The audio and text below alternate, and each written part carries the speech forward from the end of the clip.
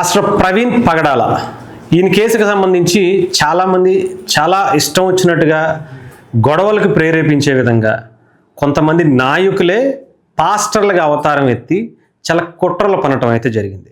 దీంట్లో కొంతమంది వ్యక్తుల గురించి మాట్లాడుతాను. దీన్ని ఇంకా కంటిన్యూ చేస్తున్నటువంటి పనే కనిపిస్తుంది. దీని మీద పోలీస్ డిపార్ట్మెంట్ వాళ్ళు ఇప్పటికే వాళ్ళకి నోటీసులు ఇస్తున్నా కూడా వాళ్ళు ఎక్కడా కూడా తప్పించుకుని తిరుగుతూ సోషల్ మీడియాలోనే పోస్టులు పెడుతూ కొంతమంది వ్యక్తులు కనిపిస్తున్నారు. అసలు నిజంగా పాస్టర్లు ఒకప్పుడు ఎలా ఉండేవాళ్ళు, ఇప్పుడు ఎలా ఉన్నారు? ఒకప్పుడు హిందువులు కావచ్చు, ముస్లిమ్స్ కావచ్చు, క్రిస్టియన్స్ కావచ్చు, వీళ్ళ ముగ్గురు మధ్య కూడా ఎలాంటి భేదాభిప్రాయాలు అనేవి ఉండేవి కాదు. ముఖ్యంగా ఎవరైతే క్రిస్టియానిటీ పాస్టర్లు ఉండేవాళ్ళో వాళ్ళ బైబిల్ గురించి ఎక్కువగా చెప్పుకునేవాళ్ళు. మిగతా దేవుళ్ళ గురించి చాలా చాలా చాలా చెప్పాలంటే అసలు ఎవరు గతంలో కరెక్ట్గా ఒక 10 ఏళ్ల నుంచి 15 ఏళ్ల క్రితం అయితే మాత్రం ఎవరు లేరనే చెప్పాలి. కేవలం క్రీస్తుకు సంబంధించినటువంటి బోధనలు మాత్రమే చేసేవాళ్ళు. ఇంకొక మతానికి సంబంధించి వ్యక్తులను కానీ లేదంటే దేవుళ్ళని కానీ కించపరిచినటువంటి పరిస్థితులు అయితే లేవు. దీని గురించి మనతో ఒక ఆయన మాట్లాడుతున్నారు. ఆయన చాలా కొన్ని అంటే గతంలో ఆయనకున్నటువంటి అనుభవాన్ని మనకి తెలియజేయడం కోసం ఒకళ్ళు కాల్ చేశారు. ఒకసారి ఆయన అడిగి తెలుసుకునే ప్రయత్నం చేద్దాం. హలో వెంకటేశ్వర గారు. చెప్పండి. నమస్కారం సార్. నమస్కారం సార్. వెంకటేశ్వర గారు, మీరు అంటే గతంలో ఇప్పుడు రీసెంట్గా మనకి ప్రవీణ్ పగడాలకి సంబంధించినటువంటి ఇష్యూ ఏదైతే నడుస్తుందో పాస్టర్ల గురించి చాలా అనుమానాలు అయితే తావతీస్తుంది. ముఖ్యంగా పాస్టర్ ప్రవీణ్ పగడాల మృతికి సంబంధించినటువంటి ఇష్యూని ఎవరికి వాళ్ళు రాజకీయ లబ్ధి పొందడం కోసమా లేదంటే మతం మీద ద్వేషం పెంచే విధంగానా? ఇది అసలు ఎప్పటి నుంచి స్టార్ట్ అయింది? అసలు మీకున్న అనుభవం ఏంటి? మీరు మీ కుటుంబ సభ్యులకి మీ మధ్య జరిగినటువంటి సంభాషణ గురించి ఒకసారి చెప్పండి. అంటే అండి, ఈ పాస్టర్లు ఇప్పుడు నిన్న రాజమండ్రిలో జరిగిన సంఘటన చూస్తే పాస్టర్లు చెప్పేదంతా ఉత్త అబద్ధము, నాటకం, బూటకం అనే కథల కింద కనపడుతున్నాయి. ఏ ఒక్కడో ఒక నిజం మాట లేదు. అవునండి. అంటే నిన్న జరిగిందంతా కూడానే ఏంటంటే, ఒకప్పుడు పాస్టర్లు చేసేవారు, పాస్టర్లు చెప్పే విధానం చాలా బాగుండేది, గౌరవించే వాళ్ళు వాళ్ళని. మా ఇంట్లోనే ఎవరో ఎందుకు, మా ఇంట్లో మా మేనత్త, మా నాన్న అమ్మగారు క్రైస్తవ మతాన్ని నమ్ముకున్నది. వాళ్ళ బావగారు పాస్టరు. ఈవిడ మతాన్ని నమ్ముకుంటే పండక్కి, కొత్త మాసకైనా పండక్కైనా మా ఇంటికి వస్తే మా అమ్మ కేకేసి చీర పెట్టింది. ఏం పెట్టినా ఆనందంగా నవ్వుతా తినేది. మా మేనత్త, మా నాన్న అక్క. అది నాకు ఇప్పుడు 60 సంవత్సరాల వయసు. నా చిన్నప్పుడు నేను చెప్పిన సంఘటనలు. అలాగే మా అక్క కూడా మా మేనత్త గారు కోళ్లే. ఇప్పుడు మా మేనత్త కోళ్లే మా అక్క. మా అక్క కూడా ఇప్పుడు అదే మతాన్ని నమ్ముకుంది. ఆవిడని చూసి ఆవిడికి ఈవిడికి తేడా ఏంటంటే, మా అక్క మా ఇంట్లో పండగని, కొత్త మాసాని, పండగని, పబ్బని కేకేసినా, మా ఇంట్లో దాన సంస్కారాలు జరిగినా లేకపోతే కష్టక ఏం జరిగినా, మా ఇంట్లో పండగ జరిగినా వాళ్ళ ఇంట్లోంచి మంచీలు తెచ్చుకుని ఇక్కడ తాగుద్ది. మా ఇంట్లో తాగదు, మంచీలు తాగదు, అన్నం తినదు. మా ఇంట్లో పండగ నాడు కేకెత్తే వాళ్ళ ఇంటికాని మంచీలు తెచ్చుకుని తాగుద్ది. కేకెత్తాను కొత్త మాసాన్ని కేకెత్తే వాళ్ళ ఇంట్లో తెచ్చుకుని తాగుద్ది. మాకు ఎంత బాధ ఉంటది మా ఇంట్లోని. మేము వాళ్ళ ఇంట్లో ఒక కూటమి పెట్టుకున్నాడు, మమ్మల్ని భోజనాలు పేకెత్తే మేము ఆనందంగా తిని వస్తాం. మా ఇంట్లో మంచిది తాగదు. మాకు ఎంత బాధ ఉంటది వాళ్ళ మీద. వీళ్ళు చేసి అన్ని అసత్య ప్రసారాలు, అబద్ధము, పొరుగువాడిని ప్రేమించమన్నాడు అంటున్నారు. ఇదంతా చాలా బూటకము. అది భగవద్గీతలో చెప్పాడు. అది ఎవరిని విద్యా వినయ సంపన్నే బ్రాహ్మణం గవిహస్తనే సునిశై సభకి పండితం సమదర్శనం అని. అంటే విద్యా వినయం గల బ్రాహ్మణ్ణి, ఒక జిఆర్ స్వామీజీని ఎంత ఆనందంగా చూస్తావో, ఒక పిట్టల్ని, గోవుల్ని కొట్టుకుని తినే బోయివాడిని కూడా అదే భావంతో చూడమని చెప్పారు ఇక్కడ. నీ పొరుగువాడిని ప్రేమతో చూడమని వీళ్ళ బైబిల్లో చెప్పింది, భగవద్గీతలో చెప్పింది. ఇలా సమానం చూడమంది. ఆ సమానం ఏంటి? జిఆర్ స్వామీజీ 4 అన్ని రకాల తెలుసుకున్నాడు కాబట్టి సారాంశం ఆయన గౌరవంగా కాళ్ళు దండబెట్టుకుంటాడు. పాపం ఈ బోయి వాడికి ఏమీ తెలియలేదు. పాపం ఈడు అన్ని విద్యలు తెలుసుకుంటే ఈడు కూడా ఆ స్వామీజీ లాగా ఉండును కదా, మానవులంతా సమానం కదా అనే భావన ఇది. నీ పొరుగు వాడిని ప్రేమించమన్నాడని చెప్పేది. ఈ మూర్ఖులకి అది చెప్పటం లేదు. నిన్న రాజమండ్రిలో వచ్చి ఆడెవడో వైసీపీ అంట, నేను పాస్టర్ అని చెప్పొచ్చాడు. వచ్చి ఓసుకోత ఓసేస్తాను, బైబిల్ అక్కడ ఎట్టే ఉంటాయి. నిజంగా వీళ్ళు మూర్ఖులే. చెప్పాలంటే. అన్నవాడు ఒకడు ఎవడో అజయ్ బాబు అంట, ఆడు వైసీపీ విద్యార్థి విభాగం అధ్యక్షుడు అంటాడు 2 రాష్ట్రాలకని ఒకప్పుడు. అవును, ఇలా టోళ్ళందరూ పాస్టర్లని పెద్ద ప్రగల్భాలు పడుతున్నాడు. గవర్నమెంట్ ఏం చేస్తుందో మాకైతే అర్థం కావట్లేదు. కేసులు అయితే పెట్టాలి. అంటే గతంలో చాలా మంది మీరు అన్నట్టుగా మీ చిన్నతనంలో ఉండేటువంటి పాస్టర్లకి ఇప్పటి ఉన్నటువంటి పాస్టర్లకి, అంటే మీ అక్కగారి దగ్గరికి వచ్చేటప్పటికి ఎలాంటి పరిస్థితులు మారిపోయాయి అంటే, గతంలో అయితే అందరినీ కలుపుకుని వెళ్ళండి అమ్మా అని చెప్పేవాళ్ళు. ఇప్పుడు విషం బోధిస్తున్నారు, వీళ్ళకి విషం బోధిస్తున్నారు. ఊసకోత కోస్తాం, వాళ్ళు పెట్టిన తినకూడదు, వాళ్ళు ముట్టుకోవద్దు, వాళ్ళని అంటరావద్దు, వీళ్ళ శవం దగ్గరికి వెళ్ళి స్నానం చేయకుండా మనం ఇంటికి వెళ్ళిపోండి, భోజనాలు చెయ్యండి అంటే శవం దగ్గరికి వెళ్ళి హిందువులు అందరూ కూడా స్నానం చేస్తారు. ఎందుకంటే ఆ శవానికి ప్రాణం పోయిన తర్వాత క్రిమికీటకాలు అంటుకుంటాయి. ఆ ఇంట్లోకి వచ్చే మన చిన్న పిల్లలకి అనార్థం వస్తుంది. పూర్వం అలాగే శాస్త్రం కింద ధర్మం కింద తీసుకొచ్చారు. ఎందుకంటే ఒక వ్యక్తి చనిపోయాడు అంటే, ఒక వ్యక్తి ఏమన్నా చనిపోయాడు అంటే డెఫినెట్ గా ఏదో ఒక రోగం వచ్చి చనిపోతాడు. ఆ రోగం తాలూకా ఉంటాయి కాబట్టి 11 రోజులు శుద్ధి చేసి ఎవరిని దగ్గరికి రానివ్వకుండా, వీళ్ళని ఎక్కడికి వెళ్ళనివ్వకుండా చేసే కార్యక్రమాలు ఉండేవి. ఇంటి చుట్టుపక్కల ఉన్న వాళ్ళందరికీ కూడా ఆ మైలు అనేది ఆ ఇంటి పేరట ఉండే అవకాశాలు అయితే గతంలో ఉండేవి. అంటే ఇక్కడ దీంట్లో అంటే క్రిస్టియానిటీలో కూడా అవి లేకపోయినా కూడా కొంతవరకు అలాంటివే చేస్తారు. కాకపోతే ఇప్పుడు వచ్చేటప్పటికి వీళ్ళు హిందూ మతం మీదే టార్గెట్ చేసి, హిందువులు చేసేటువంటి విధానాలను టార్గెట్ చేసి చెప్పడం అనేది కొంత ఇబ్బందికర పరిస్థితి. మీరు అన్నట్టు కొంత ఇబ్బంది కాదండి, చాలా ఇబ్బంది అండి. ఇప్పుడు వాళ్ళ ఇంటికి కేకెత్తే మేము వెళ్ళి భోజనాలు చేస్తున్నాం, వాళ్ళు పెట్టింది తింటున్నామండి. మా ఇంటికి వచ్చినప్పుడు వాళ్ళు ఎందుకు తింటోలేదు చెప్పు. అవునండి, ఇది చాలా విషం పెట్టి, విష పదార్థం పెట్టి పోషిస్తున్నారు వీళ్ళు. నిజంగా చెప్పాలంటే స్లో పాయిజన్ ఎక్కించేస్తున్నారు ఈ జనాలకి. అంటే పాస్టర్లు గుచ్చుకులోని నిన్న జరిగిందంతా పాస్టర్లు ఎంతమంది ఏం చెప్తున్నారో నేనైతే నమ్మను. పాస్టర్లు చెప్పేది ఎంతవరకు అయినా నేను ఇంకొక మాట చెప్తానా, ఒక్క మాట. మన కాకినాడలోనే మున్సిపల్ ఆఫీస్ ఉంది, ఎక్కడో అక్కర్లేదు. మన కాకినాడ మున్సిపల్ ఆఫీస్ లో మన కల్పనాటాకి సినిమాలని ఉండేది. ఆ మున్సిపల్ ఆఫీస్ వెనకాల ఈ పాస్టర్లకి అందరికి ఒక చర్చ్ ఉంది. ట్రైనింగ్ ఇస్తారు వీళ్ళందరికీ. మన జిల్లాలో, ఒక జిల్లాలో 2 జిల్లాలో ఉన్న అందరినీ తీసుకొని ట్రైనింగ్ ఇస్తారు అక్కడ. పాస్టల్ ట్రైనింగ్. అవునండి, పాస్టల్ ట్రైనింగ్ కుర్రోళ్ళు అందరికీ. కుర్రోళ్ళు పెద్దోళ్ళు ట్రైనింగ్ కోసం అందరూ అక్కడికి వస్తారు. 15 రోజులు, నెల 20 రోజులు ఉంటారు.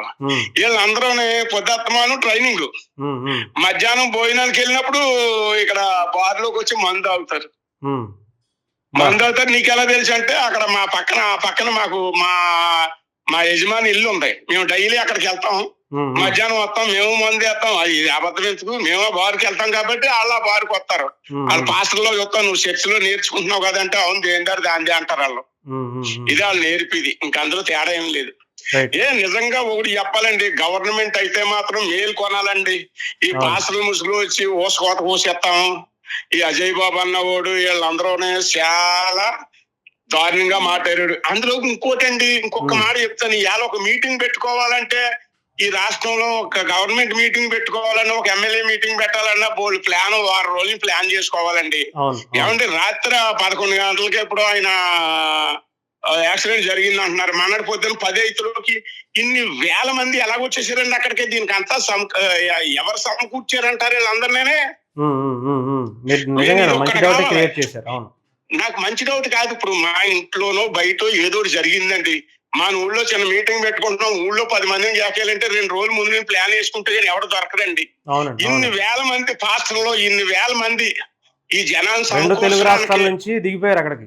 అవును, 2 తెలుగు రాష్ట్రాల నుంచి రాజమండ్రి దిగిపోయారంటే ఇది ఎంత ప్లాన్ గా ఉన్నారు ఇది. లేకపోతే ఇదంతా జరుగుతుందని, ఈ పాస్టర్ ప్రవీణ్ జరుగుతుంది, ఇదంతా అపోజిషన్ పార్టీకి వీళ్ళకే తెలుసుండి ఇదంతా ప్లాన్ చేశారని నాకు అర్థం కావట్లేదు. ఏదో ముసుగు. ఇది నాకు చాలా డౌట్ అండి. ఏమన్నా ఏదో మీటింగ్ పెట్టుకోవాలంటే ఎవరు దొరుకుతున్నాడండి ఇంత ఈజీగాని? వీళ్ళందరూ వేల మంది, 10,000 మంది వచ్చారంటున్నారు, 5,000 మంది వచ్చారంటున్నారు. ఎంత మంది ఒకేసారి స్వాట్ లోకి అక్కడ దిగిపోయారంటే వీళ్ళందరికీ వాహనాలు ఎలా సమకూర్చుని హైదరాబాద్ బయలుదేరాలంటే టికెట్ దొరికాడు. మనకు అమలాపురం నుంచి రావాలంటే బోళ్ళు లేతన ఒక 2-3 గంటల్లో వచ్చేసారు. ఎలాగొచ్చారు వీళ్ళకి అందరికీ వాహనాలు ఎలా సమకూర్చుని? ఏదైనా మన గవర్నమెంట్ కి అయితే చాలా ముప్పు పెంచి ఉంది మన రాష్ట్రంలో. మన గవర్నమెంట్ చాలా జాగ్రత్తగా చూసుకోవాలి. ఇంటెలిజెంట్ అయితే చాలా జాగ్రత్తగా చూడాలండి. తప్పకుండా అండి, మనం ఈ క్వశ్చన్ రేజ్ చేద్దామండి. వెంకటేశ్వర గారు ఓకేనండి, థ్యాంక్ యూ. ఓకే, ఇంకొక మాట చెప్పండి చెప్పండి. మొన్న ఎక్కడో జరిగింది, లారీ పక్కన ఎవరో 4 కొడుతున్నారు ఒకరిని. అవునండి అవునండి, నేను అన్ని చూపిస్తానండి మీకు, ఇప్పుడు వీడియోలో కూడా చూపిస్తాను జనాలకు కూడా. అది మార్చి 8 జరిగిందంట. అది అవునండి అవునండి, మార్చి 24 పాస్టర్ ప్రవీణ్ కొట్టేస్తున్నాడని ఒక పాస్టర్ చెప్తున్నాడు. అది చూడు ఎలా కొట్టేస్తున్నారు అని వీడియో చూపించాడు. అవునండి అవునండి, కర్రతో నరికేస్తున్నారంట. కర్రతో నరికేయడం అనేది చెప్పాడు. మరి ఇది ఎంతవరకు కరెక్ట్? అది పాస్టర్ నేను చూపిస్తానండి, అవన్నీ కూడా చూపిస్తాను, ప్రజలకు కూడా అర్థమయ్యేలాగా నేను క్లియర్ గా చూపించి చెప్తానండి. ఓకేనండి వెంకటేశ్వర, థ్యాంక్ యూ అండి. సరే ఉంటాను. ఓకే, సో ఇదండి సామాన్యుల అర్థం అవుతుంది ఏంటంటే పాస్టర్ల ముసుగులో ఇది అసలు ఎప్పటి నుంచి స్టార్ట్ అయింది, ఎవరెవరు స్టార్ట్ చేశారన్నది కూడా మీకు చూపిస్తా. ఇప్పుడు ఇక్కడ ఉన్న వాళ్ళందరూ తెలుసు కేఏ పాల్ గారు ఎప్పటి నుంచి ఉన్నారో, ఆయన కూడా మత ప్రబోధకుడే, కానీ ఆయన ఇప్పుడు కూడా ఇలాంటివి చేయలే, గతంలో ఎప్పుడు లేవు. వేరే మతాలను కానీ వేరే మతం తాలూకు దేవుళ్ళని కానీ వ్యక్తులను కానీ కించపరిచిన సందర్భాలు అయితే లేవు. చెప్పాలంటే ఆయన వాళ్ళ మఠాధిపతులు పీఠాధిపతుల దగ్గరికి వెళ్ళి కూడా ఆయన కూర్చుని అందరూ కలిసి భోజనం చేసేటువంటి పరిస్థితులు ఒకప్పుడు ఉండే. ఈయన కూడా అలాంటి పరిస్థితులకి ఇప్పుడు ఉన్నటువంటి పాస్టర్లకి సంబంధించినటువంటి ఏదైతే విషం చిమ్ముతూ చేస్తున్నారో ఇతర మతాలపైన, ఇతర కులాలపైన, ఇతర వ్యక్తులపైన, ఆయన కూడా దాంట్లో కలిసిపోయాడేమో అనిపిస్తుంది. ఇక మిగతా వాళ్ళకి సంబంధించి మనం చెప్పాల్సిన అవసరం లేదు, ఒక్కొక్కరి గురించి మీకు ఇప్పుడు వినిపించే ప్రయత్నం చేస్తాను. ఓచకోత కోసేస్తాను, బైబుల్ పక్కన పెడితే ఒక్కొక్కళ్ళని ఓచకోత కోసేస్తామని చెప్పినటువంటి జాన్ బెన్నీ లింగం, ఇతను ఎవరో ఏంటనేది మీరు ఒకసారి చూడొచ్చు. ఇతను పోస్ట్ ఏంటో కూడా నేను చెప్తాను. నేనేమి అతనితో జగన్మోహన్ రెడ్డి గారితో ఫోటో దిగితేనో ఆ పక్కన ఉంటే మాట్లాడితేనో చెప్పేట్లా, క్లియర్గా ఒకసారి చెప్తాను, అది కూడా చూడండి ఒకసారి. ఇది అతనికి సంబంధించినటువంటి ఫొటోస్. ఇతను దీన్ని ఎలా వాడుకుంటున్నాడు అనేది ఈ ఫొటోస్లో చూసుకోవచ్చు. ఇకపోతే వీళ్ళందరూ ఎవరండి? ఇతను ఎవరు? వైఎస్ఆర్సీపీకి సంబంధించినటువంటి అడ్వకేట్ లీగల్ కదా. ఇతను ఎవరు? మొన్న అరెస్ట్ అయ్యి బయటకు వచ్చినటువంటి ఆయన కదా. ఈయన ఏం చేస్తున్నారు ఇక్కడ? ఇదిగో రాజశేఖర రెడ్డి గారికి సంబంధించి ఈ ఫొటోస్ అన్నీ ఏంటి? ఇదిగో ఈ వ్యక్తి, ఇతను ఎక్కడ వాడు ఏంటి అనేది కూడా మీకు అన్నీ చెప్తాను. ఒకసారి కంగారు పడద్దు, కొంచెం క్లియర్గా చూడండి. ఇదిగోండి, ఇది ఒకసారి మీకు చూపిస్తా. సజ్జలను కలిసిన డాక్టర్ జాన్ బెన్నీ లింగం. గత ప్రభుత్వ మాజీ సలహాదారులు సజ్జల రామకృష్ణారెడ్డిని కలిసిన వైఎస్ఆర్సీపీ స్టేట్ క్రిస్టియన్ షెల్ మాజీ రాష్ట్ర ఉపాధ్యక్షులు. మొన్నటి వరకు వైఎస్ఆర్సీపీ పార్టీకి ఏంటి స్టేట్ క్రిస్టియన్కి సంబంధించినటువంటి సెల్కి ఉపాధ్యక్షులుగా ఉన్నటువంటి డాక్టర్ జాన్ బెన్నీ లింగం. అతన్ని కలిసి, ఇది కూడా ఎప్పుడు 2023 జనవరి, అంటే అధికారంలో ఉన్నప్పుడే కలిశాడు. ఇంకా చాలా ఉన్నాయి. ఇదిగోండి, వైసీపీ క్రిస్టియన్ సెల్ మాజీ రాష్ట్ర ఉపాధ్యక్షులు జన్నీ బెన్నీ లింగం. ఇక్కడ ఇదిగోండి, కూటమి ప్రభుత్వంలో క్రైస్తవులపై దాడులు, ఏఐసిసి వ్యవస్థాపక అధ్యక్షులు జన్నీ లింగం. ఎన్ని ఫొటోస్ ఉన్నాయో మీరే చాలా క్లారిటీగా అర్థమవుతుంది. ఇతను కంప్లీట్ గా వైఎస్ఆర్సీపీకి సంబంధించినటువంటి వ్యక్తి. ఇతను చేసినటువంటి పోస్టులన్నీ కూడా ఆ కూటమిని లేదంటే అటు టీడీపీని జనసేనని టార్గెట్ గా చేసుకున్నటువంటి అనేకవి, 1-2 కాదు. ఇతను ప్రతి దాంట్లో కూడా ఇక్కడ మనకు అతను కనిపిస్తానే ఉంటాడు ఎక్కడో ఏదో ఒక విధంగా. వైఎస్ఆర్సీపీ ఇతను కూడా అతనే. ఇది పాత ఫోటో అనుకుంటా అతనిది. ఇవ్వండి, ఆయన వాళ్ళతో పాటు కలిసి భోజనాలు చేయటం అంటే వేరే పాస్టర్ కి సంబంధించినటువంటి పరిశుద్ధ గ్రంథము ఇవన్నీ. ఇదంతా తప్పులేదు, వీటిలో కూడా చేసుకోవచ్చు. కానీ దీంట్లో మరి పార్టీలు ఎందుకు వచ్చాయండి? దీనికి పార్టీకి సంబంధించినటువంటి హోదాలో ఆయన వచ్చాడా? ఇక్కడికి పాస్టర్ గా వచ్చారు, అది కూడా ఓచకోత కోసేస్తాను అని చెప్తే ఇది గ్రంథంలో, బైబిల్ గ్రంథంలో రాసుందా? అతను చంపేయమని చెప్పి లేదంటే ఓచకోత కొయ్యమని చెప్పి ఇలాగ తప్పుడు ఆరోపణలు చేసి అసత్యాలు మాత్రమే అక్కడ మాట్లాడి దాన్ని తిమ్మిని బమ్మిని చేసి అక్కడ జరిగినట్టుగా ఊహించమని చెప్పి బైబిల్లో ఏమన్నా క్రిస్టియన్ ఈయనకొక్కళ్ళకే రాశారా? ఇవి కూడా చూడాలి. ఇకపోతే చాలామంది ఉన్నారు, ఒక్కొక్కళ్ళ గురించి చెప్తాను. వీళ్ళందరూ కూడా ఒకప్పుడు ఏం చేసేవారు అన్నది కూడా చూపిస్తాను. ఇకపోతే ఈయన ఓకే, ఈయన కాదు కానీ మనం ఇంకోటి అజయ్, ఆయన ఎవరో ఉన్నారు కదా, అజయ్ అనుకుంటా. ఈయన మాట్లాడినటువంటి మాటలు ఒకసారి మీకు వినిపిస్తా. ఆయన నోటితోనే ఆయన గతంలో చెప్పినటువంటిది, ఆయన ఎవరు, ఏంటి, ఎక్కడ మాట్లాడారు, ఏం చెప్పారు అనేది ఒకసారి మీకు వినిపిస్తా. ఎందుకంటే వీళ్ళందరూ కూడా పనిగట్టుకుని క్రిస్టియన్ ముసుగులో ఎప్పటి నుంచో, ఇది రాజశేఖర్ రెడ్డి గారి హయాంలో మొదలైనటువంటిది. అంతకుముందు ఎప్పుడు ఇలాంటివి లేవు, ఇలాంటివి ఎప్పుడు జరగల. రాజశేఖర్ రెడ్డి గారి తర్వాత నుంచి హిందువుల మీద దాడులు, హిందువుల మీద వ్యక్తుల మీద దాడులు, హిందువులకు సంబంధించినటువంటి దేవుళ్ళ మీద ఇష్టం వచ్చినట్టుగా తిట్లు, ఇవన్నీ కూడా 2004 నుంచి మొదలుపెట్టి కంటిన్యూ అవుతున్నటువంటి పరిస్థితి. ఇలాంటి పాస్టర్లందరినీ ఒకప్పుడు జగన్మోహన్ రెడ్డి గారు వాళ్ళ తండ్రి అధికారంలో ఉన్నప్పుడు మేపి ఇప్పుడు ఆయన జనాల్లోకి వదిలేసినటువంటి పరిస్థితి. ఇతను ఎవరో చెప్తాను. జగన్మోహన్ వైఎస్ఆర్ కాంగ్రెస్ పార్టీ విద్యార్థి విభాగానికి మొదటి రాష్ట్ర అధ్యక్షుడు నేను. వైఎస్ఆర్ సిపి స్టూడెంట్ వింగ్ కి ఫస్ట్ ప్రెసిడెంట్ నేను. తెలంగాణకి కాదు, సమైక్య రాష్ట్రానికి. ఇది జగన్మోహన్ రెడ్డి గారు అంటే ఇతను ఎవరండి మీకు అర్థమవుతుంది కదా. ఇకపోతే ఇంకా చాలా మంది ఉన్నారు వీళ్ళల్లో. ఇప్పుడు ఈయన ఎక్కడికో ఎవరో ఉన్న మన హర్ష కుమార్ గారు ఎక్కడ వ్యక్తో తెలుసు. ఇంకా ఇంకొక వ్యక్తి ఏమంటాడు అంటే, ఏది ఒక వీడియో ఒకటి ఉంది, ఆ వీడియో ఈ వ్యక్తి గురించి కూడా ఒకసారి మీకు వినిపిస్తాను. అతను మాట్లాడేది ఎలా క్లారిఫై చేస్తున్నానంటే, ఇప్పటిదాకా ఏ మీడియాలో రాని ఎవిడెన్స్ మీకు నేను చూపెడతాను. మేము ఏదైతే డౌట్ పడతా ఉన్నామో మొదటి నుంచి అదే వీడియో. ఇది ఒక లారీ పక్కకి ప్రవీణ్ వస్తా ఉన్నట్టుగా చూపెట్టారు. ఇది ప్రీ ప్లాన్ మ్యాటర్.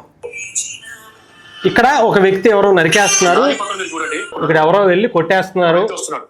వాడు కర్రను కత్తిలో తీసి నడుస్తున్నాడు. అది కనబడుతుందా మీకు? కర్రతోనో కత్తితోనో నరికేస్తున్నాడట. కర్రతోనో కత్తితోనో కూడా తెలియదు, కర్రతో కూడా నరికేయచ్చు అని చెప్పి ఆయన చెప్తున్నాడు. సో అదే కాకుండా ఈ పోస్టు అసలు ఎప్పటిదో ఎక్కడిదో ఏంటో కూడా చూసుకోరు అసలు. వీళ్ళు ఏదో ఒక రకంగా నెట్టేయాలి. ఈ పోస్టుకు సంబంధించినటువంటి విజువల్ చూస్తే ఇది ఎప్పుడు ఉందంటే మార్చి 8వ తారీఖు ఇక్కడ ఉంది. మార్చి 8వ తారీఖున ఆయన చనిపోయింది. ఎప్పుడు? మార్చి 24 అర్ధరాత్రి అని చెప్తున్నారు. అంటే ముందే వీడియో తీసేసి ముందే ప్రచారం చేసేసారా? ఇలాంటి వ్యక్తులు నిజంగా ఎంత మిస్గైడ్ చేస్తున్నారట ఈ కేసుని. ప్రజల్ని ఇంకా ఏదో ఒక రకంగా ఆయన్ని మార్చేసి వీళ్ళ మీద ఇంకా ఏదో ఒక విధంగా, అంటే వీళ్ళందరూ పాస్టర్లని చెప్పుకోవటం మన దౌర్భాగ్యం ఏమో అనిపిస్తుంది. ఇలాంటి వ్యక్తులు పాస్టర్లుగా ఉంటే ఇలాంటి గొడవలు జరగకుండా, ఇలాంటి వ్యక్తులు అంటే మతాల మధ్య చిచ్చురు పెట్టకుండా ఎలా ఉంటాయి? అసలు ఒకప్పుడు పాస్టర్లు ఎంత అద్భుతంగా చెప్పేవాళ్ళు ఉన్నారు ఇప్పటికీ కొంతమంది. కాకపోతే అలాంటి వాళ్ళకి ఇప్పుడు రోజులు లేవేమో అనిపిస్తుంది. ఇలాంటి వాళ్ళనే జనాలు కూడా ఇష్టపడుతున్నారేమో అనిపిస్తుంది. ఇంకా ఇలాంటి వాళ్ళకి అవకాశాలు ఇస్తున్నటువంటి జనాల్ని కూడా తప్పే. ఇలాంటి వాళ్ళని ఎంకరేజ్ చేయటం అనేది కూడా తప్పే.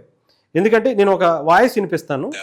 అదే నిజమైతే రైతు భూమి పూజ చేసి వరి పండిస్తున్నప్పుడు నువ్వు పూజ చేసి దాని మీద వంట చేస్తే తినదంటే ఈవిడ. అదే నిజమైతే రైతు భూమి పూజ చేసే వరి పండిస్తున్నప్పుడు నువ్వేం తినకూడదు, మరి తినేస్తున్నావే. షాపుల్లోంచి నువ్వు బ్యాగులు తీసుకొచ్చినప్పుడు దాని మీద ఎవరి ఫోటోలు ఉంటున్నాయి? వారి ఇష్టదైవం ఫోటోలే ఉంటున్నాయి. మరి ఎలా తెచ్చుకుంటున్నావు? ఉదయం నువ్వు షాపుకి వెళ్ళి 1 కేజీ షుగర్ కావాలని అంటే ఫస్ట్ వాళ్ళు షాప్ తెరిచి ఏం చేస్తారు? తమ ఇష్టదైవానికి మొక్కి షాప్ అంతా తిప్పి మళ్ళీ తర్వాత డబ్బుల పెట్టెలో కూడా ఆ తర్వాతే కదా నీకు ఇస్తున్నారు. ఆ లెక్క ప్రకారం నువ్వు ఏ షాపులో ఏం కొనకూడదుగా, మరి ఎందుకు కొంటున్నావు? చివరికి కటింగ్ షాప్కి వెళ్తే కూడా వాడు పూజ చేయకుండా కట్ చేయట్లేదు, ఎందుకు కట్ చేయించుకుంటున్నావు? ఇలాగే ఆలోచిస్తూ పోతే నువ్వు బస్సు ఎక్కావు, బస్సు ఎక్కగానే ఖచ్చితంగా అతను ఏం చేస్తాడు? అగరత్తి పెట్టకూడదు. ఇలా ఆలోచిస్తే నువ్వు వేసుకున్న బట్టలు ఏదో ఒక షాప్ లో పూజ చేసినాక అమ్మారు, అప్పుడు నువ్వేం వేసుకోకూడదు. బుద్ధి లేని లాజికల్ అని పెట్టి క్రైస్తవ్యాన్ని ఇంకా వ్యతిరేకంగా శత్రువులుగా మార్చేస్తారా? సువార్తకి ఇంకా ఆటంకంగా నిలబడతారా? ఇలాగ ఆలోచిస్తే ఇలాంటి పాస్టర్లు కదా కావాల్సింది. క్రీస్తు ఏం చెప్పాడు, బైబిల్ ఏం చెప్తుంది అనేది కదా అక్కడ చెప్పాల్సినటువంటి పరిస్థితి. ప్రజలను ఎందుకని ద్వేషాల వైపు, ఒక మతాన్ని కించపరిచే విధంగా, ఒక దేవుళ్ళని, ఒక విధానాన్ని, ఒక ధర్మాన్ని కించపరిచే విధంగా బైబిల్ ఏమన్నా చెప్పమని ప్రజలకి బోధించమని చెప్పిందా? ఇంకొక వ్యక్తుల్ని కించపరుస్తూ దూషించమని ఆ రాముణ్ణి, కృష్ణుణ్ణి, లేదంటే ఆ మతానికి సంబంధించినటువంటి వ్యక్తులందరినీ దూషించమని, కించపరిచే విధంగా చెప్పమని, ప్రజల మధ్య కొట్లాటలు పెంచమని, లేదంటే విద్వేషాలు రెచ్చగొట్టమని ఏమన్నా చెప్పిందా? ఒక్కసారి ఆలోచించండి. ఇది నిజంగా వైఎస్ఆర్సీపీ పార్టీకి సంబంధించినటువంటి వ్యక్తులు దీంట్లో ఉండటం, ఆ వైఎస్ఆర్సీపీ పార్టీ చేస్తున్నటువంటి దుర్మార్గాలు అన్నీ కాదు. వైఎస్ రాజశేఖర రెడ్డి గారు ఉన్నప్పటి నుంచి కూడా ఒక పథకం ప్రకారం పాస్టర్ల రూపంలో కొంతమంది దుర్మార్గులని వీళ్ళని అంటే ప్రజల మధ్యకు పంపించారు. అంటే వీళ్ళని తయారు చేయమని కూడా కొంతమంది చెప్పటం, ఇప్పుడు వచ్చే వాళ్ళందరూ కూడా దానికి తలవపటం, ప్రజల్లోకి వెళ్ళిన తర్వాత ఇలాంటి వ్యక్తులని రెచ్చగొట్టే ప్రయత్నం, ప్రజలను రెచ్చగొట్టేమని ప్రయత్నాలు చేస్తున్నటువంటి వ్యక్తులు ఎవరు ఏంటి అనేవి బయటికి తీసుకురావాల్సినటువంటి అవసరం కూడా ఉంది. సో డెఫినెట్గా మేల్కోండి. అటు క్రిస్టియన్లైనా, హిందువులైనా, హిందువుల దగ్గర నుంచి కూడా ఇలాంటివే కొంతమంది మాట్లాడుతున్నటువంటి పరిస్థితి. దీన్ని కూడా వాళ్ళు చేశారు కదా అని మీరు కూడా చేస్తే వాళ్ళకి మీకు తేడా ఏముంటుంది? కొంత ఒకసారి ఆలోచించి చూసుకోవాల్సినటువంటి పరిస్థితి. సో దీన్ని ప్రజలు గమనించాలి. దీని వెనక ఎవరున్నారు అనేది పోలీసులు ఇన్వెస్టిగేషన్ చేసి బయటకు తీసుకురావాల్సినటువంటి నిజాలు చాలా ఉన్నాయి. సో ఇప్పటికైనా సరే ముందు ప్రజలు మేల్కొనండి, తర్వాత ప్రభుత్వాలకి ఇది చాలా సవాలుగానే మారబోతుందని కూడా అనుకోవచ్చు. ఎందుకంటే వాళ్ళ మీద కేసులు పెడితే క్రిస్టియానిటీ మీద పెట్టేసినట్టుగా చిత్రీకరించుకుంటున్నారు. వాళ్ళ మీద ఏమన్నా ఒక కేసు పెడదామని ట్రై చేస్తే ఇదిగో మా మతం మీద మొత్తం విషం చుమ్మేస్తున్నారు అని చెప్పే ప్రయత్నం. అసలు వాళ్ళు ఎవరు, అసలు దొంగలు ఎవరు అనేది బయటకు రావాల్సినటువంటి పరిస్థితి, తెలుసుకోవాల్సినటువంటి పరిస్థితి ప్రజలకు కూడా ఉంది. డిఫైన్డ్ పక్కన పెట్టి చూసుకోవాల్సినటువంటి అవసరమే ఉంది. ప్రజలు దీన్ని ఒక నిర్ణయంగా తీసుకుని ముందు తరాల వాళ్ళకి మంచి బోధనలు వినిపించాలి తప్ప ఇలాంటి తప్పుడు కూతలు కూసే వాళ్ళని వినిపించేటప్పుడే చెప్పుతో కొట్టి సమాధానం చెప్పాల్సినటువంటి పరిస్థితులు రావాలి.